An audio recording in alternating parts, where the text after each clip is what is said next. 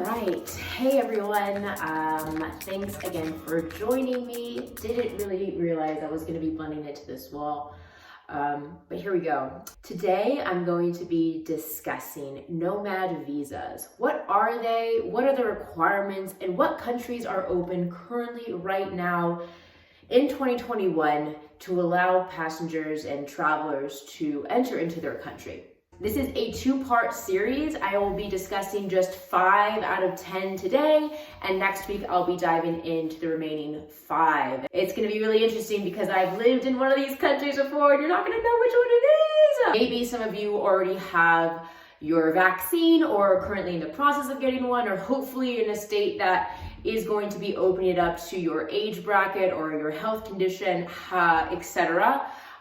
But for those of you who are currently in the process of thinking about going abroad in the next couple of months, this video is definitely for you. To take some notes, I will be providing all of the resources here below today to discuss what are the requirements for you to kind of take action and go with the game plan. These past couple of months, I would even say this past year or so, everyone's really been cooped up in their homes. The nature of work, and I guess the work culture, has definitely taken a shift, and countries have been responding to that. Even myself, living out in France, remote work was so uncommon. In the US, like I've had some jobs where you're able to work remotely, maybe 1 or 2 days out of the week. But that was really unheard of where I was working at in Europe, and I believe that they are finally taking this trend on. Nomad visas in and of itself isn't necessarily new. The first country actually to establish this type of working visa was in Germany. In response to COVID-19, a lot of countries have followed suit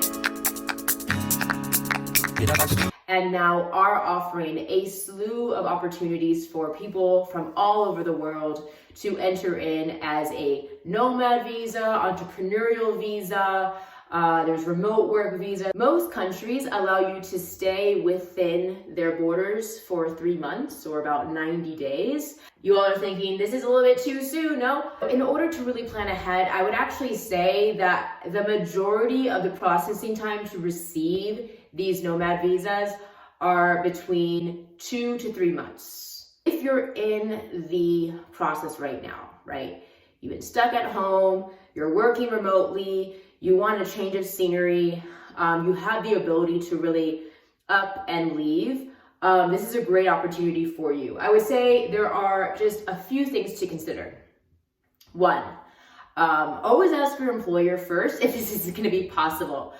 There's a lot of things to consider when you are going to be working remotely. Before you do make this move, I would say that you do need to consider a few things. 1, is this country going to meet my basic necessities to fulfill my job? So will it have high-speed broadband, Wi-Fi accessibility, connections with your VPN? You also have to consider the time difference, right? Working in Europe, for me, that's about 8 to 6 hours ahead, depending on what time zone I'm looking at in the United States. So I would be working anywhere between 3 p.m. to 10 p.m. or 5 p.m. to midnight based on what time zones I'm working with. You just have to consider that you're going to be shifting your way of working. But I would actually say, we are so ingrained into working this 9 to 5, but to be able to have the whole morning and afternoon to enjoy the day and, go to wherever you end up going, either, in the mountains or on the beach, even in the city, you'll be able to really experience what life is like. And sure, there may be some nights where you don't have any meetings, or you can schedule your meetings a little bit earlier in the afternoon so you can have that time. Third thing to consider are taxes. So the US is one of the 2 countries in the world that requires you to claim your taxes in both the US and wherever you're living abroad. It's one of the facts of life. I won't really get into it. It's kind of annoying, but based on the timeline that you are going to be working remotely in that specific country, based on my personal experiences, Up until 6 months, you don't necessarily need to file taxes. It also depends on how much you're making. Let's say that you have wrapped up everything that you need to do. You are packed up, ready to go, figured out all of your taxes, the logistics of working abroad in terms of technology and time zones. You are ready to make this move. You know, you're looking at 3 months ahead. Now what? What countries right now, 2021, are accepting human beings?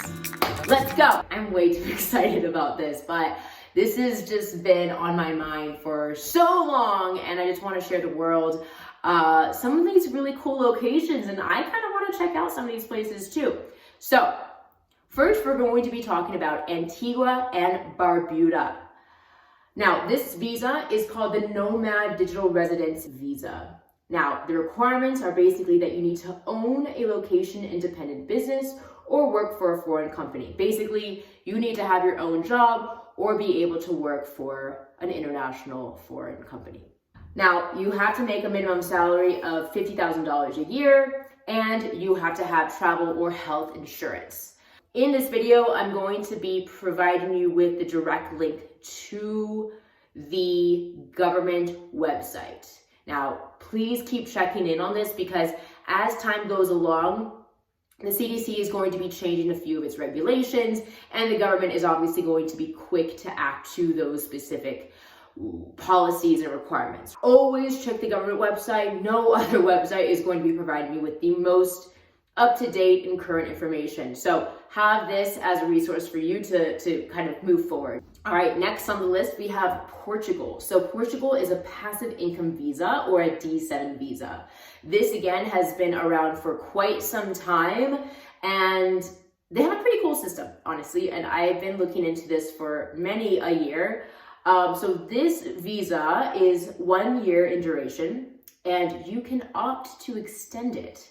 So this is basically one of the only countries, apart from Estonia, that allows you to grandfather this into a pathway program for permanent residency, right? So you finish up your first year, you can extend it again, and you can ultimately become a resident of Portugal and eventually become a resident of the European Union. It is a bit faster and more economical than getting the Portugal Golden Visa, which is a completely different type of visa. Next, we're going to talk about Iceland. I personally have never been to Iceland. I've literally traveled through it with WOW Airlines.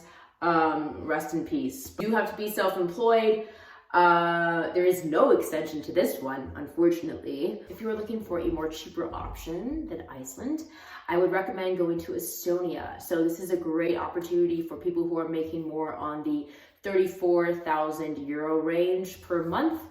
Estonia is going to be allowing people to enter into their country for up to 12 months.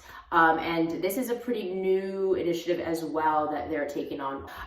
They kind of built up the broadband, the 5G network. There's a lot of cool new workspaces that they've created just for this initiative. So I would highly suggest jumping on that bandwagon. Last on the list here today is really beloved to my heart. It's Croatia. This is a fairly new program established January 1st, 2021. They are allowing people to enter in for 1 year in duration. Unfortunately, there is no extension quite yet. But the advantage is you can apply for this visa in country. Actually, it's the only way that you can apply for this visa. So basically, if you count it all out, you're going to be staying out there for, let me do the math, 15 months. Sufficient funds are about 3,000 kuna, about $819 per month. You're already going to be there on your tourist visa, and you can just extend it by working there remotely. Beautiful country. So this is all for today. I'm going to be sharing with you the remaining 5 on my list that I think that you all should be taking note of. If there is a specific country that you're really interested in, I would love to deep dive into it further and give you a little bit more information about the cost of living, what to expect, pros and cons. So stay tuned for the episode coming up next week. I'll be finishing up this top 10 list of nomad visas that you should be looking at for 2021. I really do appreciate your support and hope to talk to you guys soon.